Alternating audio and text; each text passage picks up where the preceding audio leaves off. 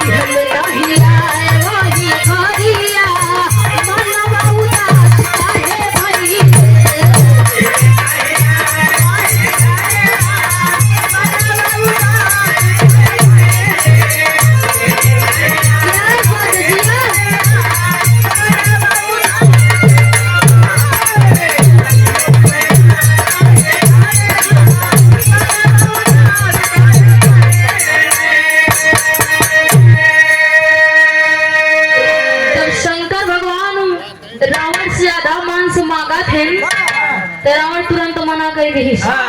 ले जाओ इस गाय को, मैं इसकी जान नहीं बचा पाऊंगा। चाहे जहाँ काटा लग जाए गाय के। तुरंत रावण नहीं कर दी। माई गिरजा शंकर भगवान के इशारा कहें कि इनका हो ही गवा। अब चला दूसरे भक्त किया। तब माई गिरजा कहाँ जाती कहना बा।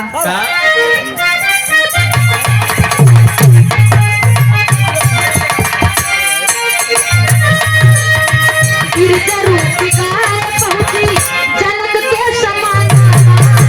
गिरजा रूपिका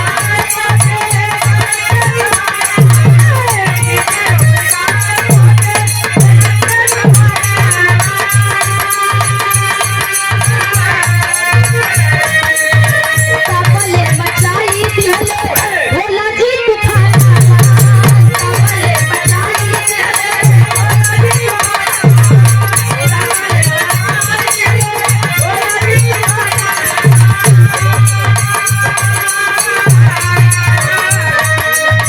तापले बचाई दिहले भोला जी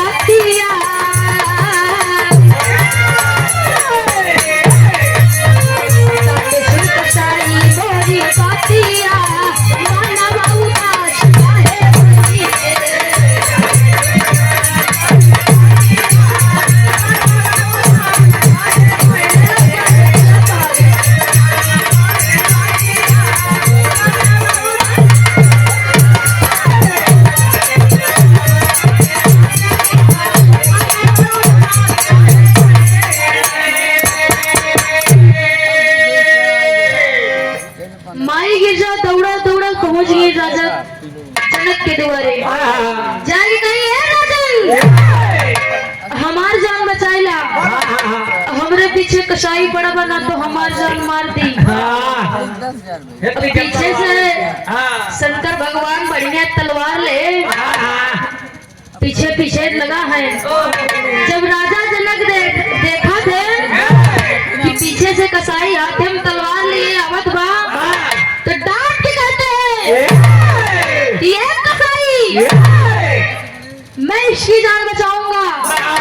मेरे रहते हुए तुम इस गाय की कुछ नहीं कर सकते हो। मेरे रहते हुए इस गाय की कुछ नहीं कर सकते। कुछ नहीं कर सकते हो। मैं इसकी जान बचाऊंगा। शंकर भगवान कहन बचाई ले दे। कहन हाँ बचाई ले। कहन ऐसे न मानब। कहन तो कहन 3 त्रिवाचा वचन खा कि हमें गाय जान बचाई दे। राजा जनक कहन मैं 3 त्रिवाचा वचन खा के कहता हूँ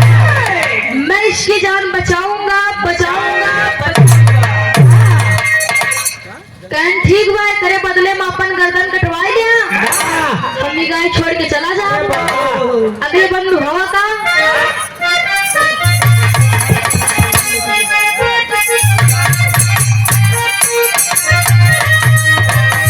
हले बचाना हमका चाहिए कर जाना हले बचाना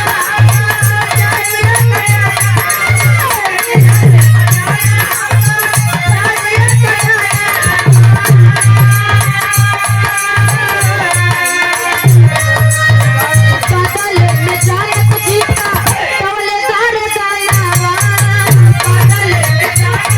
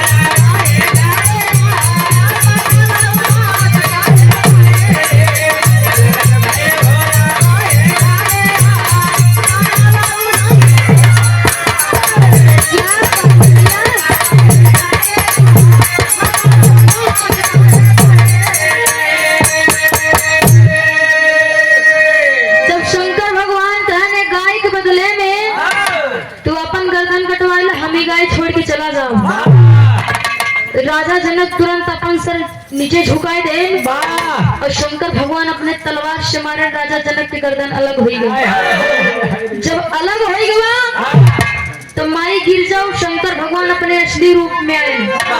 जब असली रूप में आए तो शंकर भगवान अपन कानी उंगली काट के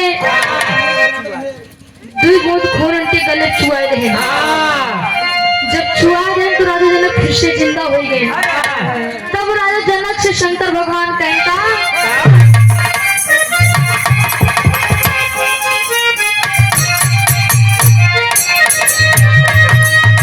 धन्य हो जनकपुर के जनक राजा धन्य हो